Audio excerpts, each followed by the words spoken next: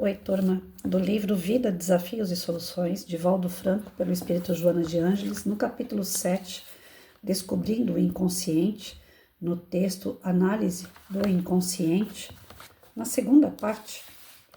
Nesse extraordinário oceano, ainda segundo os nobres psicanalistas referidos, formidandas forças estão trabalhando, ora em favor, ora contra o ser, que necessita decifrar todos esses enigmas de modo a conseguir na sua realização interior quanto exterior.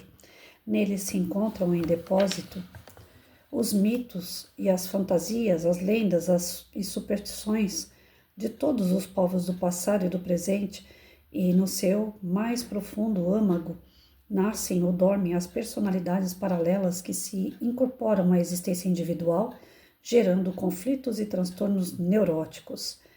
O objetivo, porém, da interpretação dessas mensagens, conforme o pensamento dos citados mestres, não é resolver imediatamente os distúrbios de natureza neurótica, e sim utilizar de forma conveniente suas forças portadoras de energia, de crescimento, de elevação, de conhecimento, de libertação. O grande desafio da existência humana está na capacidade de explorar esse mundo desconhecido, dele retirando todos os potenciais que possam produzir felicidade e autorrealização.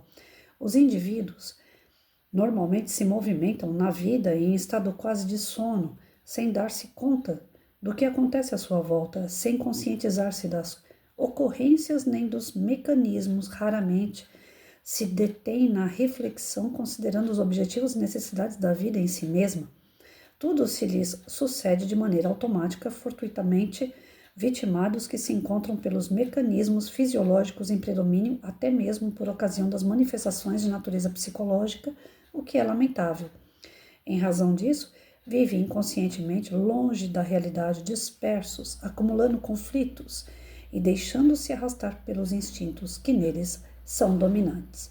A existência humana é uma aprendizagem valiosa que não pode ser desperdiçada de maneira vulgar ou vivida utopicamente, qual se fosse uma viagem no país da ilusão, no qual tudo tem lugar de maneira temporal, mecânica, destituída de sentido ou de razão.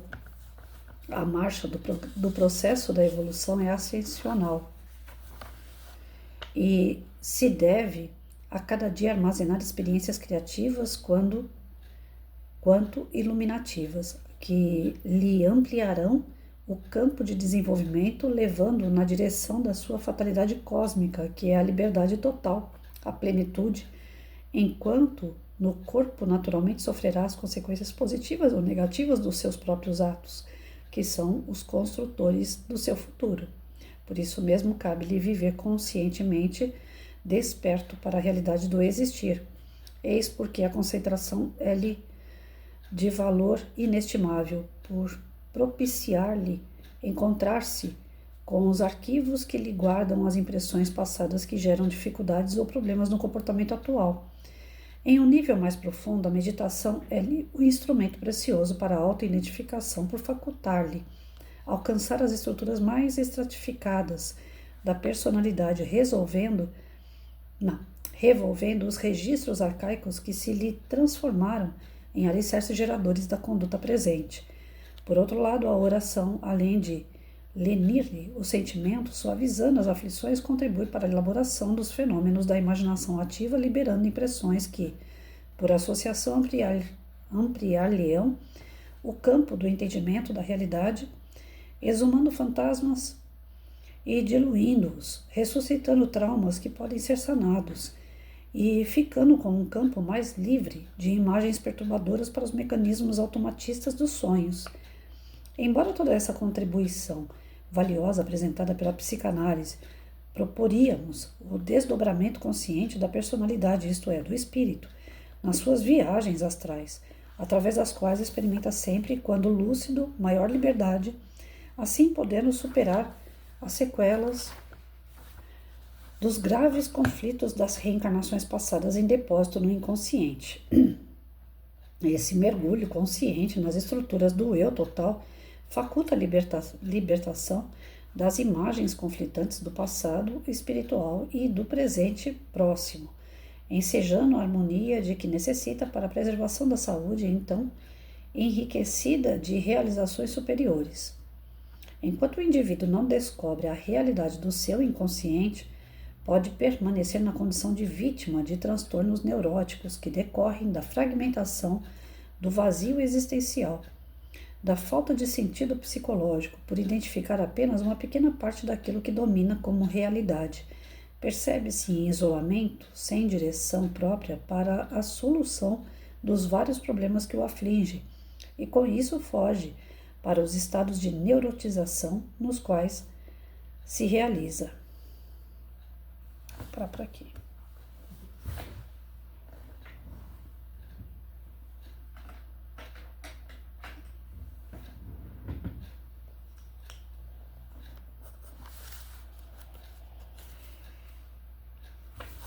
Eu não sei se eu entendi direito. Até peço ajuda aos universitários que estiverem vendo o vídeo hoje. Pelo que eu entendi, ele está defendendo a psicanálise. A pessoa procurar ajuda com profissionais da psicanálise para poder entender no seu inconsciente, lá, revolvendo no seu inconsciente, os seus traumas passados, os seus pesos, suas faltas de perdão, né? Aquilo que machucou esse espírito no decorrer das suas existências e que fica guardadinho no inconsciente e que agora, na atual encarnação, atrapalha demais o seu desenvolvimento. Ele adormece essas informações, até por uma certa conveniência, como se deixa lá, deixa quieto, não quero saber, né? Se eu lembrar machuca. Então a pessoa faz um corpo mole para descobrir aquilo que realmente ela veio resolver. Então tem pessoas que sabem que, por exemplo, vieram para fazer as pazes com uma outra pessoa, encarnou com aquela outra pessoa para fazer as pazes. Mas dentro do relacionamento existem conflitos que já vêm de várias encarnações. E ela sabe que veio para resolver esse conflito. Só que é difícil, não é fácil. Lá no plano espiritual, o combinado na frente de todos, tendo uma certa consciência diante da gravidade dos fatos, a pessoa fala, pelo amor de Deus, me dá uma oportunidade, nós vamos voltar e nós vamos fazer as pazes. Mas quando chega aqui na carne, esquece esses combinados, né? Fica um véu sobre esses combinados. No inconsciente sabe que tem que fazer as pazes, mas o consciente desperta para as coisas materiais. Por exemplo, numa outra vida brigaram porque, vou pegar o exemplo do casal que vivia muito bem, né? Na outra encarnação, o casal, um matou o outro porque eram irmãos, queriam a herança do pai. Então, numa encarnação, enquanto irmãos, brigaram, um matou o outro por herança. Aí, não, então vamos reencarnar e nós vamos viver como marido e mulher. E, a princípio, surge aquele amor entre o casal, porque é o amor que eles já tinham enquanto irmãos. Mas no decorrer do caminho, esse caso foi verdade, né? No decorrer do caminho, por curiosidade, eles foram procurar a regressão. E lá na regressão descobriram que eles eram 2 irmãos. Eles viviam bem até então, dentro da consciência atual. Dentro do inconsciente, eles buscaram o que unia eles no passado, o fato de ser irmãos. Mas as pazes estavam sendo feitas baseado no amor de irmão. Tinha uma afinidade muito grande um com o outro. Só que foram fazer a regressão. Na regressão descobriram que um matou o outro na encarnação passada. Adivinha o que aconteceu com esse casal no consciente, no atual? Nesse fragmento da sua vida atual. Nesse papel que eles estavam fazendo na atualidade. Foi pro ralo. Porque como é que eles iam dormir um do lado do outro sabendo que na vida passada um matou o outro? E o medo disso voltar. E a insegurança que gerou no casal. Então acabou o casamento. Então eu sou contra a regressão partindo do princípio desse exemplo. Eu não preciso de mais nenhum. Deus me livre de saber que do lado eu tenho uma pessoa que me matou, ou eu matei ela, ou fiz um mal tremendo a essa pessoa. Como é que minha consciência atual ia reagir? Porque eu não tenho essa maturidade espiritual para falar assim, o passado passou. O passado, para mim, ele passou porque ele tá lá. Agora, se eu trouxer o passado aqui, ele vai reacender. Eu, pelo menos, eu não tenho maturidade para não deixar reacender. Por isso que quando eu termino um relacionamento, né, as pessoas falam assim, ah, mas dá para manter a amizade. Eu falo, não dá não. Passado para mim passou. Fica lá atrás. Porque não é outra pessoa, eu não tenho medo nem da outra pessoa, eu tenho medo de mim. Eu tenho medo de reatar aquela esperança de um novo relacionamento dar certo, uma nova oportunidade. Ah, a pessoa tá mudando, né? Então, eu prefiro assim. Eu tenho esse jeito de conduzir minha vida por enquanto. Nada é estático, né? A gente muda o tempo todo. Mas até hoje eu ainda continuo sendo assim. Então, o que passou, passou. Eu não quero trazer de volta. Eu tenho receio de trazer de volta. Então, o que eu entendi hoje no trecho do texto é que fazendo a psicanálise, a pessoa tem, né, um retorno com ela mesma. Ela tem a ideia da profundidade do seu eu. Ela tem uma ideia maior dessa ponta desse iceberg que ela vê, ela passa a ver um pouco mais dessa geleira e começa a entender alguns traumas que ela possui. Então, a psicanálise ela pode puxar da pessoa, né, os seus ideais, né, pode buscar nela os seus medos, os seus anseios. Então, através da psicanálise, vai levantando nessa pessoa o seu eu maior. E aí, tendo uma ideia do eu maior, pode, né, usar isso a seu favor, do tipo, ah, eu convivo com a minha mãe, mas eu não gosto da minha mãe, eu não sei por que eu não gosto da minha mãe me dá tanto carinho, tanto amor, mas eu só vejo defeito na minha mãe, eu não gosto da minha mãe. Aí você vai fazer a psicanálise, você fala, ah, tá, em outras vidas, né, eu feri muitas pessoas, então hoje eu tenho medo de ser ferido. Em outras vidas eu prejudiquei muitas pessoas, então hoje eu tenho medo de ser prejudicado. Em outras vidas eu usei pessoas, eu ganhei dinheiro através de pessoas e hoje a minha mãe, cada vez que ela fala para mim, filho, você tem 100 reais para me emprestar? Eu fico imaginando eu naquela vida fazendo isso, carinha de quem tá necessitado, e era um golpe. Depois eu não devolvi o dinheiro, né?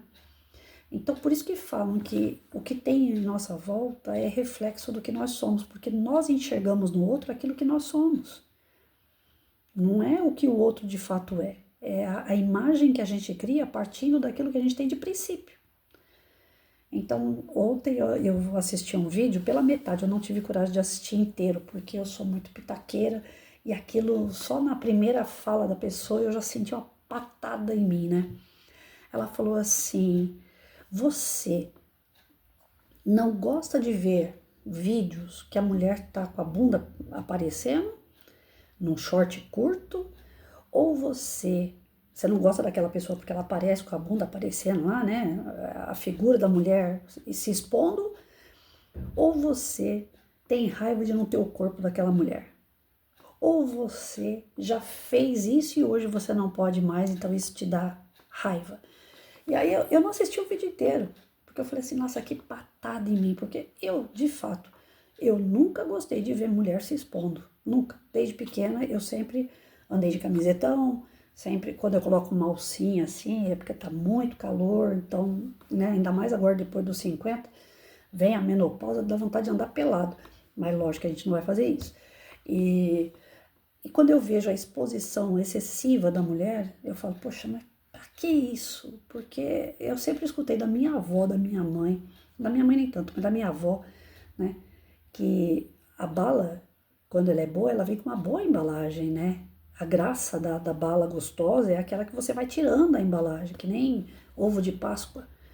É chocolate, todo mundo já sabe o que, é que tem lá dentro, mas o que encanta a gente no ovo de Páscoa é a embalagem. Então eu sempre escutei essas coisas e eu tinha uma verdade atrás dessas coisas que eu ouvia, porque de fato, um casal, a alegria do casal é você descobrir o outro. Depois que você já descobre, aí o que fica é o amor, né? É você gostar de estar do lado da pessoa, mas a primeira graça no relacionamento é você descobrir como que é o outro, em todos os sentidos, não tô falando só de roupa. E eu não gostava e não gosto de ver pessoas se expondo, inclusive homens. É que homens, eu acredito que não se expõe tanto quanto mulher, não vejo isso. Mulher é muito apelativa. Se ela termina um relacionamento, ela já corre para a internet e já vai mostrar peito e bunda. O homem termina relacionamento, ele se resguarda um tempo, ele faz as coisas por debaixo dos panos, ele vai beber, ele vai assistir jogo, ele fica mais restrito. Depois que ele acorda, que ele fala, poxa, realmente acordo sozinho, tá na hora de eu recomeçar. Aí ele vai para uma academia, porque hoje virou onda isso, né? Vai para academia, ou então vai correr na rua, ou então vai jogar bola, aí já começa a registrar esses momentos, do tipo assim, eu tô vivendo. Tem outros que já são mais doidos, já sai por aí pulando de paraquedas, surfando, andando de skate, né? Querendo ser jovem de novo, e não tem mal nenhum, cada um vai na sua fuga do jeito que acha melhor.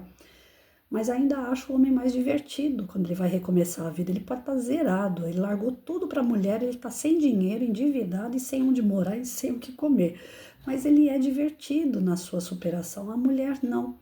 A mulher ela acaba se degradando, ela pode ficar com tudo, casa, comida, dinheiro, filho geralmente, fica com mãe, mas ela acaba se expondo, do tipo assim, ele não quis, mas tem quem queira. E isso, para mim, é algo que me fere aos olhos. Eu não gosto. E aí ontem, quando eu vi esse vídeo, essa pessoa falando, eu falei, olha, gorda eu sempre fui. Então, inveja, achar que o outro está mostrando aquilo que eu não posso mostrar, não é bem esse o meu caminho. Pelo menos não creio em primeira análise. Mas eu vejo assim, que alguma coisa eu tenho de outra vida que quando eu vejo essa situação, acende aquele farolzinho vermelho ali, né? Aquele pisca-alerta do tipo assim, tá vendo? Isso daí é uma coisa que talvez você já tenha feito e que hoje você recrimina. Que bom, né? Você mudou o teu olhar para esse tipo de coisa. Então eu vejo mais por esse lado, né? Não pelo que a pessoa tem e eu não tenho, porque eu não tenho esse sistema de inveja com ninguém, né? Se a pessoa tá tomando café e mostra que ela tá tomando café lá, eu falo para ela, ai, eu já senti o cheirinho aqui, que maravilha, toma o bule inteiro, seja feliz, né? Tem pessoas, assim, eu quando posso, agora já tem um bom tempo que eu não posso, né? Mas quando eu posso, eu vou pro mato. Eu tava indo, né? Eu tava com uma graninha boa, eu tava indo toda semana pro meio do mato. E aí tem pessoas que ficam assim, ai, se eu pudesse, eu também queria ir. Você vê pela tonalidade da voz da pessoa que ela gostaria de fazer aquilo que você está fazendo. E em tom de inveja, mas a pessoa às vezes nem percebe. E quando a pessoa está fazendo, ela tá daquele tipo assim, né? Ela eufórica, ela tá fora de si porque ela tá conseguindo algo que alguém consegue, na naturalidade, fazer, né? Então, eu não tenho isso. Quer dizer, a Patrícia, se tivesse um corpo bonito, se tivesse roupas desse tipo, e se eu tivesse todas as condições do mundo, eu não faria. Então, eu não sinto, o que eu estava ouvindo da mulher ontem, eu não senti esse tapa, mas eu senti do tipo assim, você está recriminando aquilo que você faria, ou que você já fez. E a psicanálise, pelo que eu li hoje, pelo que eu entendi, o pouco que eu entendi hoje, ela vai nessa raiz, né? Por que você tem raiva de ver alguém se expondo? Porque certamente faz parte desse iceberg todo que você é. Você só tá vendo a ponta que recrimina, que não aceita mais. Mas e as outras partes que já aceitou e até já fez coisa pior? Essa parte você não tá vendo. Então, estudar você no seu todo, eu dou a mão à palmatória, né? Porque eu falo que eu não gosto de regressão. Mas eu dou a mão à palmatória que é importante você reconhecer o seu todo, né? Buscar ter consciência de quem você é na sua íntegra. Porque nós só vemos aquilo, né? Do tipo, eu não me dou com a minha mãe, mas eu não sei por que eu não me dou com a minha mãe. Porque ela é culpada, porque ela é um bicho, porque ela é um monstro. É fácil jogar a culpa no outro. Mas aí, e eu? O que eu sou nessa novela toda? Qual é o papel que eu já fiz com a minha mãe em outras vidas? Por que a gente não se entende só porque ela me implicou comigo, só porque ela falou, só porque ela fez, só porque ela não fez? Ou porque eu estou envolvido em alguma coisa maior com a minha mãe e que agora a gente precisa colocar a limpo? É isso. Eu acho que essa busca no seu íntimo é muito, nesse íntimo do eu acho muito válido. Estou começando a mudar um pouco de ideia a respeito dessa busca pelo passado. né? Porque eu sempre fui muito taxativa. Até aqui eu tinha sido muito taxativa. Do tipo, passado, passou e deixa pra lá. Eu sou desse tipo que eu jogo no automático, né? E agora eu tô vivendo Patrícia e eu vou ser Patrícia e acabou, né? Tudo bem, eu vou continuar sendo Patrícia e acabou. Mas eu preciso saber quem é a Patrícia também no todo. O porquê que relacionamentos não deram certo. Por que a família se esgotou, eu não consegui manter uma família? Por que depois de trabalhar com tantas pessoas, fazer bem para tantas pessoas, eu acabei ficando aqui, sozinha? Então tem um porquê. Talvez seja o momento de eu despertar para isso aqui e buscar uma psicanálise também, buscar um tratamento, né? Ontem eu estava ouvindo também uma outra pessoa falando assim, não sei se era propaganda, alguma coisa a respeito de tratamento com terapia. A pessoa falou assim, os formados em terapia, em psicologia, psiquiatria, psiquiatria nem tanto, mas psicologia, terapia, ou psicoterapia, né? São pessoas que estão acostumadas a ficar ouvindo, né? Só que quem vai buscar ajuda, ele chega um momento que ele esgota o que ele tem para falar. Então, é necessário que o terapeuta, aquele cara que está envolvido no tratamento, saiba questionar. Ele não pode dar pitaco, ele não pode auxiliar no sentido faça isso, faça aquilo, né? Dar receita. Mas ele precisa trabalhar a questão do questionamento, porque a maioria das pessoas vão fazer tratamento, pagam pelo tratamento e não obtém resultado. Por quê? Porque a princípio ela precisa esvaziar o pote. Então, o cara só escuta 40, 50 minutos só escutando, escutando, escutando, escutando, escutando. Só que chega um momento que a pessoa não quer mais falar. Falar o quê? Já falei tudo, já contei tudo. Então, ela acha que contou tudo, porque ela falou o consciente, aquilo que está machucando no momento. Mas e aquele iceberg todo? Aquela parte do íntimo dela, que não foi cavado? E é aquele íntimo mal resolvido que está trazendo para a ponta do iceberg os problemas atuais. Tem uma passagem na codificação, eu acho que está tanto no Evangelho como também está no Livro dos Espíritos, se eu não me engano, né? As causas atuais das aflições, né? As causas atuais das aflições, se eu não me engano é isso. As causas atuais das aflições, elas não estão na atualidade. Se você for buscar, elas estão no passado. Elas estão no nosso inconsciente. Nós trazemos essas causas. O que nós vemos hoje é a consequência das causas que nós causamos. Tudo é o plantar e o colher. Só que nós vemos que a nossa atualidade, a ponta do iceberg, nós estamos apenas plantando. Nós estamos vendo só o dia de hoje. Ai, por que eu estou recebendo isso? Se eu fiz o meu melhor. Você fez o seu melhor hoje. Mas e o passado? Você fez o melhor? Ah, mas eu estou fazendo bem agora, então eu já estou limpando o mal que eu fiz. Nem sempre. O bem, ele pode neutralizar o mal que você fez. E se ele for excessivo, pode ser até que você apague o passado. Mas olha só, você fazendo, ainda está acontecendo mal, então imagina o tamanho do mal que você causou lá atrás. Porque você nem neutralizou o mal do passado ainda. E Deus é tão benevolente, como eu sempre falo, que Ele dá emprestações para a gente compreender, para a gente passar e para a gente superar. Porque se Ele fosse cobrar no mesmo peso que a gente cria situações, gente, eu sempre faço essa comparação. Eu fiz o mal para 40 pessoas. Esse mal de 40 vai voltar para mim. São 40 pessoas que vão estar no meu débito. Eu fiz o mal para 100 pessoas. São 100 pessoas que vão estar aqui impregnadas em mim, o mal que eu criei. Agora cá para nós. Imagina a conta que tá esses políticos corruptos.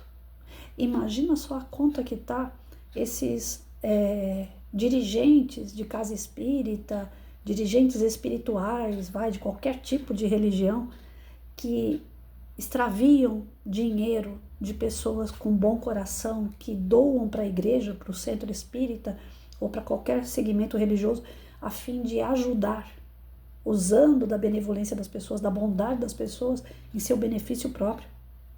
Cada palestra que eu vou, no mínimo tem 15, 20 pessoas A última que eu fiz tinha 80. Imagina, 80 pessoas eu falando para elas, faça isso, faça aquilo, dando receita não, né? Mas falando sobre as coisas que eu estudei e que eu acho certo. E aí, de repente, não é certo. Já pensou? Olha o tamanho do enrosco que eu tô arrumando pra minha vida. Se eu estiver falando coisas boas e são 80 pessoas que estão recebendo coisas boas, olha que grandeza pro meu espírito. Mas se eu estiver falando abobrinha, são 80 pessoas que saem dali com a cachola cheia de coisas negativas, coisas erradas, que eu interpretei errado, e que vai cair na minha conta. Vocês acham que os obsessores que querem fechar a casa espírita, como aconteceu naquele livro, aconteceu na casa espírita? O obsessor que quer fechar uma casa espírita é o obsessor que está há 100, 200, 300, 400 anos só com a ponta do iceberg, só com essa consciência, sem ter noção do mal que ele causou. Então ele acha que os outros é que estão fazendo mal para ele. E na verdade é ele que está fazendo mal para ele mesmo. Por isso que tem aquele jargão que diz, né? O maior inimigo que nós temos não é o outro, somos nós mesmos. Porque não compreendemos a nossa passagem, não compreendemos o nosso íntimo e não nos colocamos no lugar do outro, porque tudo que vem do outro vem de acordo com o seu olhar, o seu conhecimento, o seu amadurecimento, a sua vivência, a sua experiência, que nunca vai ser igual à nossa. Sempre vai haver uma diferença. Todos os espíritos foram criados simples e ignorantes, mas cada qual escolheu um caminho, cada qual foi seguindo o seu livre-arbítrio. Então não existe nenhum que seja igual e idêntico ao outro. Nós vamos encontrar espíritos afins, semelhantes. Você gosta de futebol? Ah, eu também gosto. Você gosta de bolo? Também gosto. Afins, com gostos, com escolhas semelhantes. Mas iguais a gente não vai ter. Então, os conflitos que nós vivemos são gerados não pelos outros, mas por nós. São situações que nós nos colocamos diante das nossas escolhas desde que a gente foi criado e que a gente vem trazendo. Aí eu volto com a fala da Madre Teresa, que tinha lá seus defeitos, mas também tem umas coisas boas sobre ela. E ela falava assim, a gente veio aqui para jogar fora as nossas pedras, para desfazer daquilo que pesa no nosso coração. Mas as nossas escolhas ainda são tão erradas que ao invés de jogar as nossas pedras fora, a gente pega mais pedra. E aí o que acontece? Esse espírito fica empacado, desenvolve 2 passos, dá 3 para trás. Não o espírito regride, mas as suas ações. E aí é que tá. Quanto mais a gente empaca, mais a gente sofre, porque a gente não aprendeu pelo amor, a gente vai aprender pela dor. Então eu creio que hoje despertou, não sei se de forma correta ou não, espero que alguém aí comente depois, mas hoje despertou em mim esse entendimento sobre a busca do eu, não da busca do passado, bem dizer, né, de querer saber quem eu fui na outra vida, não.